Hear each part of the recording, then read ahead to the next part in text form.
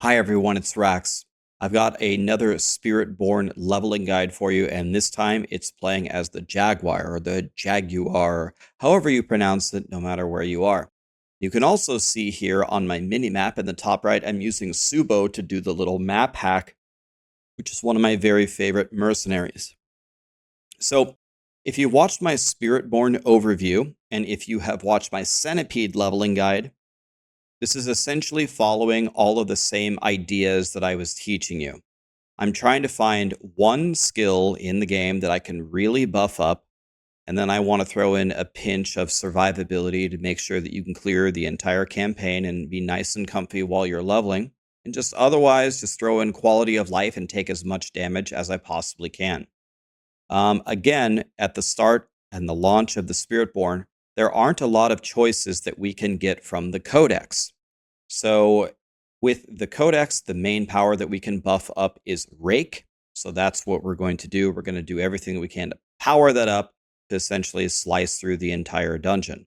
And then, of course, we take the Jaguar Ultimate. You can see big guy going out there and just destroying everything. And with the kills that you get, you have a chance to actually reset the ultimate and cast it multiple times. I found this build to be very, very strong. So I just wanted to show you a little bit of gameplay here and show you what it looks like. Maybe we can fast forward to the end and I'll show you a boss. I just had got done leveling and I wanted to hop into a dungeon here. I was able to easily clear Torment 1 with this build, only using the Codex Powers because, of course, it doesn't do anybody any good to make a leveling guide where you can't just go get the powers right away. Another quick hint while we watch the boss die here is if you hit tab and then Y in the Codex of Power, and then type in what you're looking for and click on the aspect, it'll auto-mark it on your map in Nahantu. So you don't have to look up a map for where to go farm these things, as we just absolutely eviscerated the boss easily. So I found this build to be a lot of fun, so let me go through the planner real quick and explain to you how it works. So, this is the main power that we're going to go get right away. Rake manifests a Spirit Jaguar, which also casts Rake at a random enemy, dealing 98% of its base damage. We're just getting more Rakes, essentially.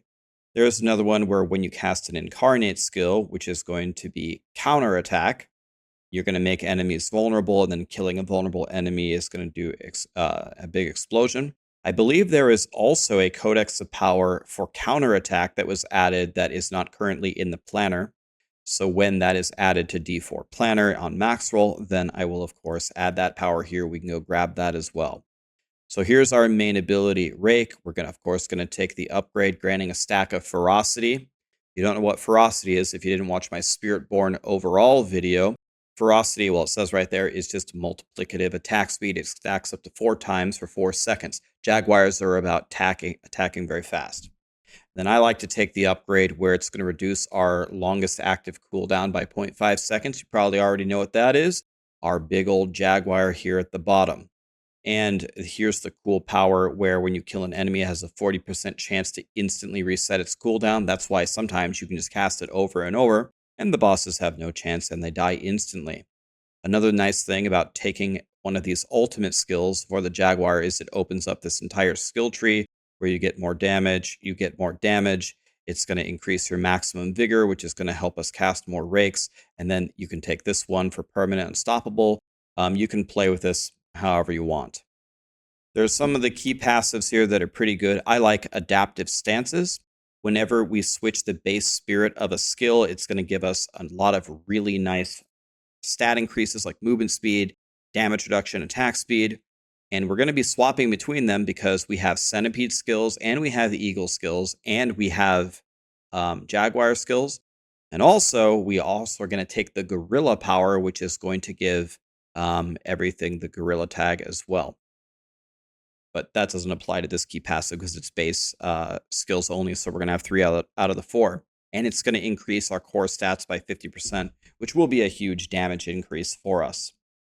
What else are we doing here? For the generator, I like to take Withering Fist. The main reason why is its upgrade gives you 20% less damage. Whenever you fight a big boss in the campaign, when they're doing 20% less damage, it's pretty easy to survive. I like Vortex a lot because Vortex is going to pull all the enemies in. You can soar into a new pack, Vortex them in, and then clock them with Rake.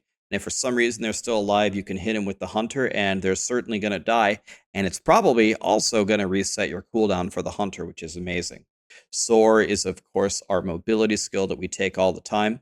And essentially everything else here, all the passives that you're seeing here, the reason why we're taking the Gorilla ones is because we have the Gorilla Spirit Hall here, which unlocks these passives for us to get them more life and get them more multiplicative damage for the knockdown, which is why we take the knockdown on the Vortex. Pretty much everything here is just trying to stack up as much damage as possible other than that.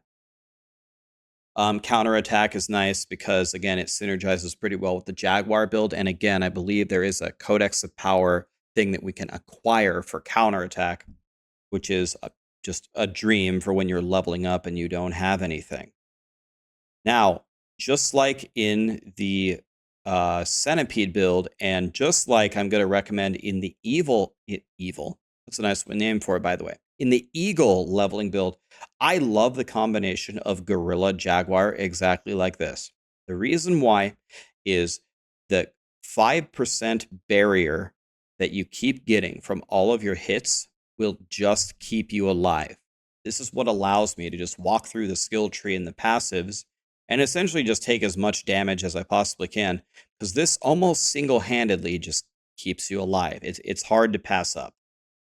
And then I like to pair it with the Jaguar because it increases your ferocity. It's going to make you attack faster, and it's going to give you a stack of ferocity every time you damage a boss, which is essentially going to guarantee that you have maximum stacks. You're going to be attacking at the speed of light. That's why you saw me destroy that boss in like 1 second. So this is the leveling build for the Jaguar. I will make endgame builds later. We gotta walk before we can run, right? But I want to get you through the campaign comfortably on whatever spirit you would like to play. So hopefully this helps you. I'll paste the link down below, and if there are any updates to it, or maybe there's a beautiful Maxroll guide that's going to be written, I will link to that as well, so you have that. But if this is the archetype that you want to play, I played this build. It absolutely works, and it was a lot of fun as well. Many more videos are coming. Thank you for watching.